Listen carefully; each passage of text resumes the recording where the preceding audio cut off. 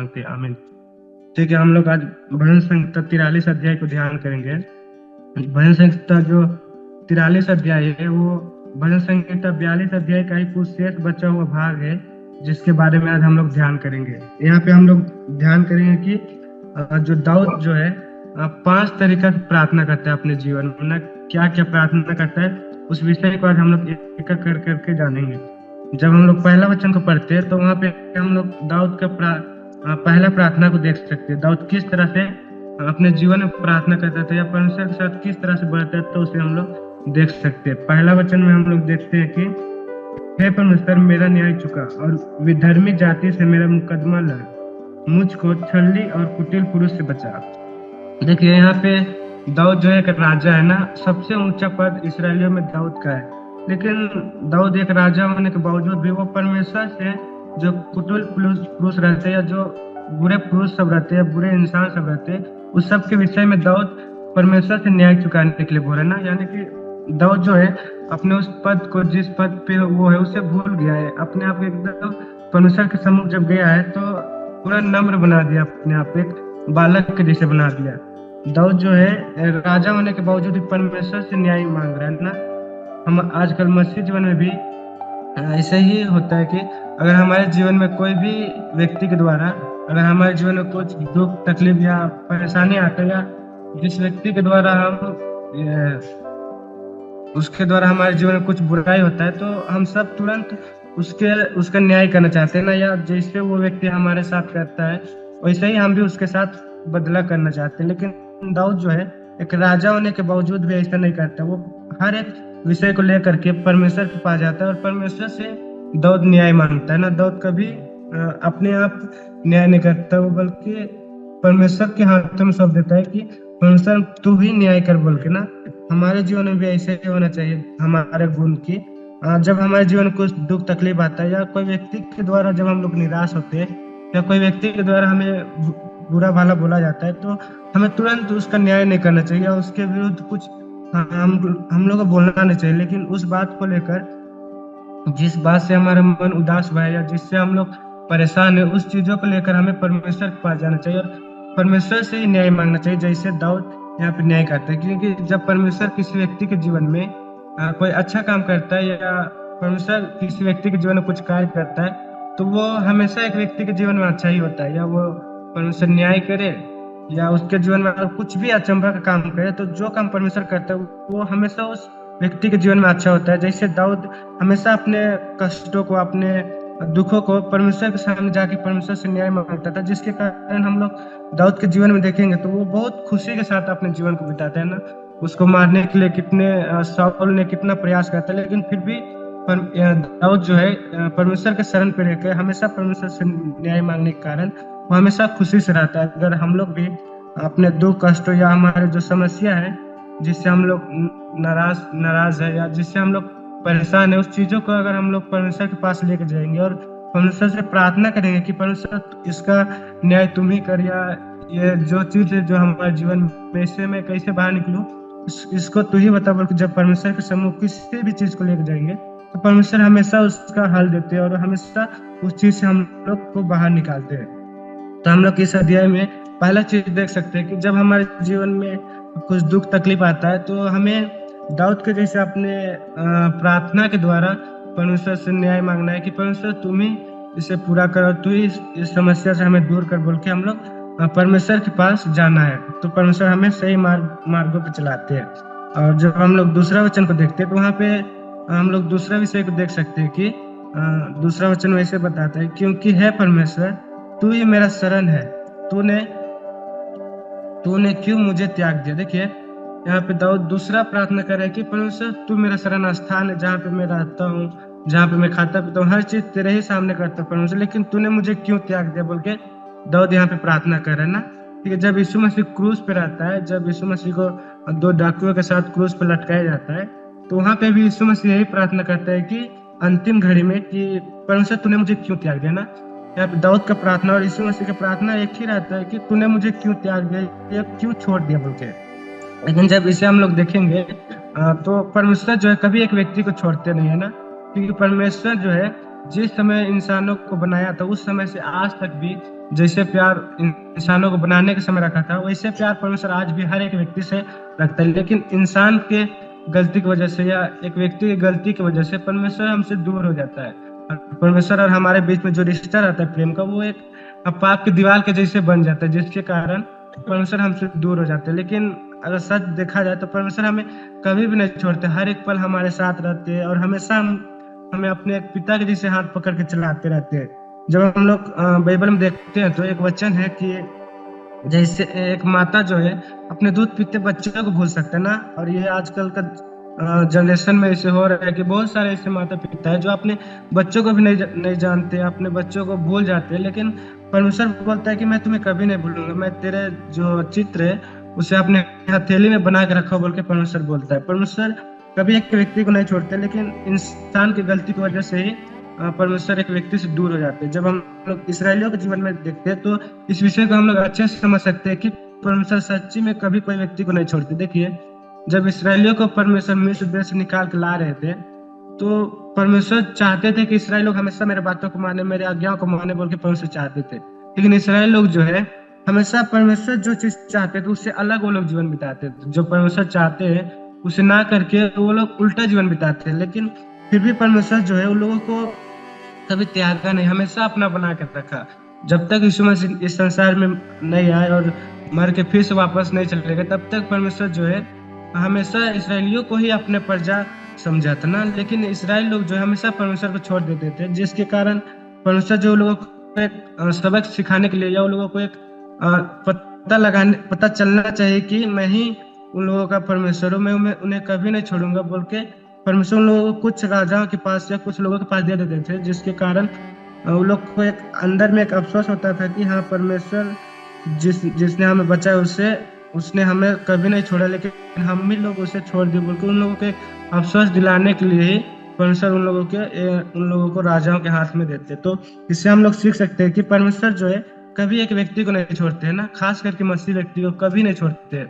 वो हमेशा उसके साथ रहते हैं, उसके हाथ पकड़ के उसके चलाते हैं। लेकिन एक व्यक्ति ही परमेश्वर को छोड़ देता है, जिसके कारण परमेश्वर उससे दूर हो जाता है ना। ये हम लोग दाऊद की प्रार्थना में दूसरा चीज को सीख सकते हैं।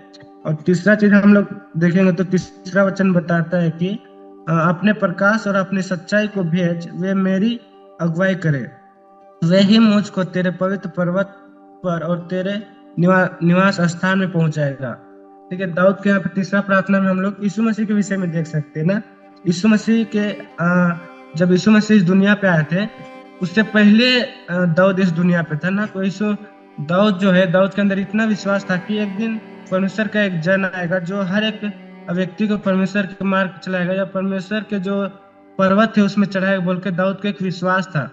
उसी विश्वास को लेकर दाऊद यहाँ प्रार्थना करता है कि तुम अपने अगुआ को भेज ताकि वो मुझे तेरे पवित्र पर्वत पर चढ़ने के लिए मदद करे। देखिए, दाऊद को इतना विश्वास था कि एक दिन परमेश्वर का एक जन आने वाला है जो हर एक व्यक्ति को परमेश्वर के पवित्र पर्वत पर चढ़ने के लिए मदद करेगा, या जितने भी पापी लोग हैं सबको परमेश्वर के साथ चलने के लिए मदद करेगा बोल के दाऊद को एक विश्वास था। लेकिन आज के जनरेशन में हम लोग देखते हैं कि यीशु मसीह हमारे समय आ करके चले गए ना। तो यीशु मसीह हमें फिर से दोबारा बोले कि मैं फिर से तुम्हारे पास आऊंगा, मैं कुछ देर के लिए जा रहा हूँ पिता के पास, फिर वहाँ जगह तैयार करने के बाद मैं फिर से तुम्हें लेने के लिए आऊंगा। ये दाऊद हमारे साथ भी वादा नहीं, पर यीशु मसीह हमारे साथ भी वादा किए हैं कि मैं फिर से आऊंगा। लेकिन उसके लिए हम लोग कितना तैयार है ना। उस यीशु मसीह के जो किए हुए वादा है उसे हम लोग पाने के लिए कितना तैयार है, इस विषय को जानना हमारे जीवन में बहुत जरूरी है। जब दाऊद को देखिए, यीशु मसीह के पहला आगमन के विषय में वो जागृत था ना कि वो चाहता था कि परमेश्वर का जन आए और हर एक व्यक्ति को सही मार्गों पे चलाए बोल के दाऊद वो चाहता था। लेकिन आज हम लोग क्या चाहते हैं ना कि यीशु मसीह जब दूसरा आगमन आए तो उसमें हमारे अंदर इतना विश्वास होना चाहिए कि यीशु मसीह इस दुनिया पे आएंगे तो हमें पक्का से पक्का स्वर्ग यीशु मसीह लेके जाएंगे बोल के हमारे अंदर पूरा विश्वास होना चाहिए। हम लोग एक वचन पढ़ेंगे, मत्ती उसका 24 का 42 पे पढ़ेंगे। इसलिए जागते रहो, क्योंकि तुम नहीं जानते कि प्रभु किस दिन आएगा।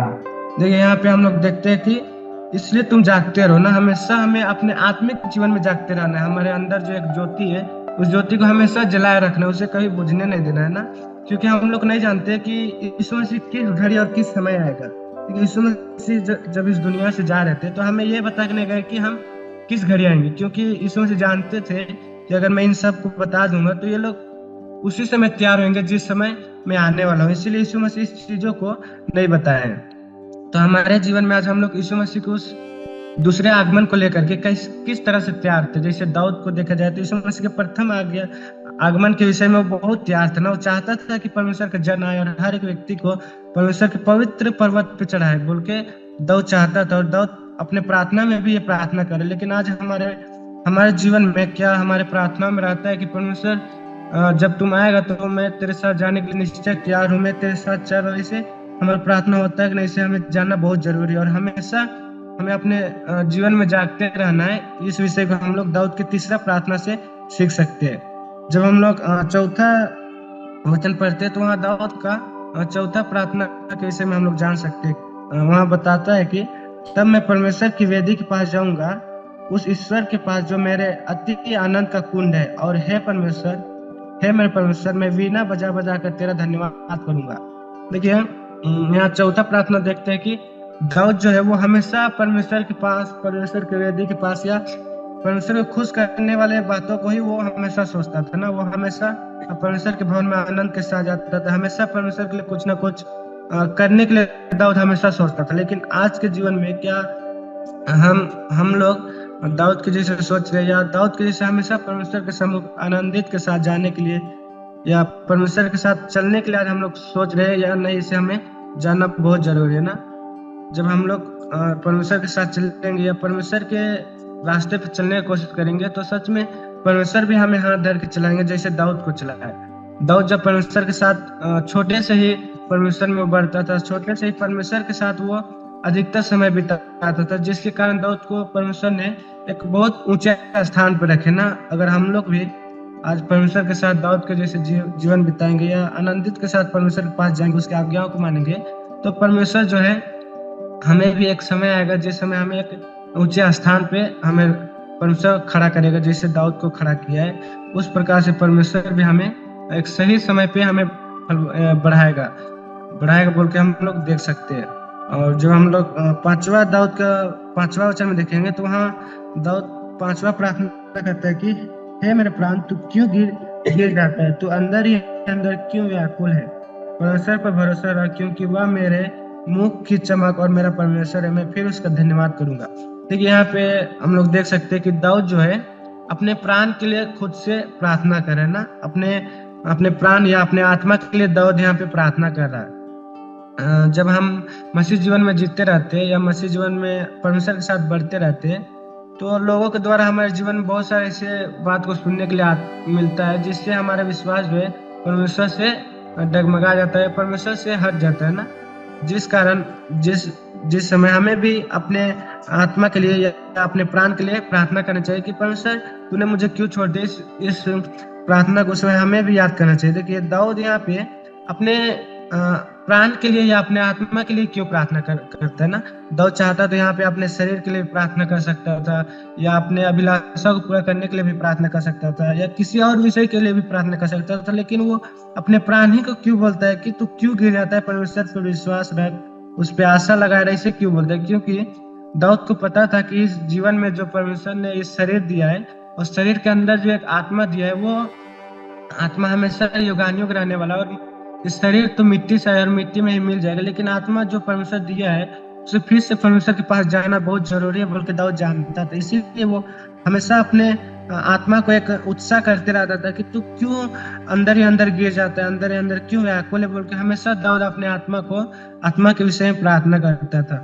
वैसे ही हमारे जीवन में भी होना चाहिए कि अगर हमारे जीवन में लोगों के द्वारा कुछ बातों को सुनने से या लोगों के द्वारा जब हमारे विषय में कुछ बोला जाता है तो उस समय हमारे अंदर भी अंदर ही अंदर हम अपने आप को एक कमजोर महसूस करने लगते हैं कि क्या सच में मैं मसीह में आकर सही किया या गलत किया। इस टाइप का सोच हमारे जीवन में भी आता है, लेकिन उस समय हमें उस चीजों को भूल करके जैसे दाऊद अपने प्राण के लिए या अपने आत्मा के लिए प्रार्थना करता है, उस तरीके से हमें भी अपने जीवन में प्रार्थना करना बहुत जरूरी है। क्योंकि प्रार्थना में जो ताकत है वो दुनिया में और किसी जगह पे और जो ताकत नहीं है बोल के हम लोग देख सकते हैं। तो आज हम लोग यही 43 अध्याय से ही 5 चीजों को देख सकते हैं कि दाऊद अपने जीवन में किस तरह से प्रार्थना करता था, उस चीजों का हम लोग देख सकते हैं। पहला हम लोग देखें कि दाऊद जो है वो कभी खुद से न्याय नहीं करता था। वो किसी कोई न्याय करना हो या किसी का मुकदमा लड़ना, तो वो हमेशा परमेश्वर के पास जाता था। वो परमेश्वर के हाथों में सौंप देता था कि परमेश्वर तुम ही न्याय करो, तुम ही सही रास्तों पे हमें चलाओ, बोल के वो दाऊद चाहता था। वैसे हमारे जीवन में अगर किसी विषय को लेकर हम चिंतित रहते हैं या कोई व्यक्ति के द्वारा या हमें सताया जाता है, तो उसके विषय में हमें चिंता नहीं करना चाहिए, बल्कि परमेश्वर के पास जाके परमेश्वर के हाथों में रख देना चाहिए।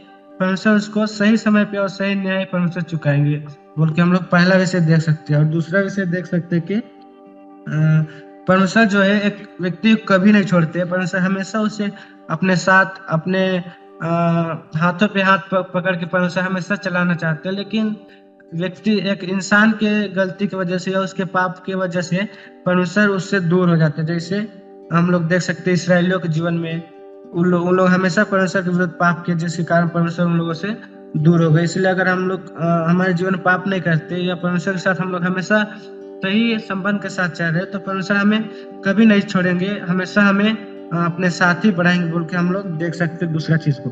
और तीसरा चीज हम लोग देखें कि दाऊद जानता था कि यीशु मसीह का पहला आगमन आने वाला है, जो हर एक जनों को परमेश्वर के पवित्र पर्वत पर चढ़ाएगा और परमेश्वर के साथ सही संबंध को बनाएगा, बोल के दाऊद जानता था। लेकिन आज हमारे जीवन में यीशु मसीह के दूसरे आगमन के विषय में हम लोग कितने जागरूक थे, या उसके लिए हम कितना प्रयास करें, अपने आत्मा को कैसे तैयार करें, इस विषय को जानने के लिए हमें बहुत तैयार रहना है। क्योंकि स्वर्ग का राज जाना है बहुत आसान नहीं है। सबसे बड़ा मेहनत जो है हमें इस संसार में स्वर्ग को पाने के लिए ही करना है। इसलिए हमें हमेशा तैयार रहना है कि क्या यीशु मसीह अगर आ जाएंगे या इस घड़ी आएंगे तो हम लोग स्वर्ग पाने के योग्य है कि नहीं, इससे हमें जानना बहुत जरूरी है। ये हम लोग तीसरा चीज देख सकते हैं। चौथा चीज हम लोग देखें कि हमें हमेशा परमेश्वर के भवन में या परमेश्वर की वेदी के पास या परमेश्वर के सम्मुख हमेशा हमें उपस्थित रहना है। हमेशा परमेश्वर के साथ आनंद के साथ या उसके लिए धन्यवाद के साथ, जो हमें हो सकता है परमेश्वर के लिए हमें हमेशा करना है। ये चीज को हम लोग देख सकते हैं। और तीसरा पांचवा चीज देखे कि दाऊद जो है हमेशा अपने आत्मा को उत्साह करते रहे, हमेशा अपने आत्मा के लिए दाऊद प्रार्थना करते रहे। इससे ही हमें भी हमेशा अपने आत्मा के लिए प्रार्थना करते रहना है। या जब हम अपने आत्मा में कमजोर महसूस करते हैं तो परमेश्वर के पास जाकर उसके लिए भी प्रार्थना करना है। इस विषय को हम लोग आज दाऊद के इस भजन संहिता से जान सकते हैं। तो आज हम लोग 43 अध्याय से ये 5 चीजों को जानते हैं कि दाऊद किस तरह से अपने जीवन में प्रार्थना करता था ना। इसी तरीका से हमारे जीवन में परमेश्वर में आत्मिक तरीका से बढ़ना है और परमेश्वर के साथ दाऊद का जैसे संबंध, तो इससे हमें भी अपने जीवन को या अपने रिश्ते को मजबूत करके बिताना बहुत जरूरी है। इन वचनों के साथ परमेश्वर सभी को आशीष करे। आगे का समय हम अंकल को देना चाहते हैं।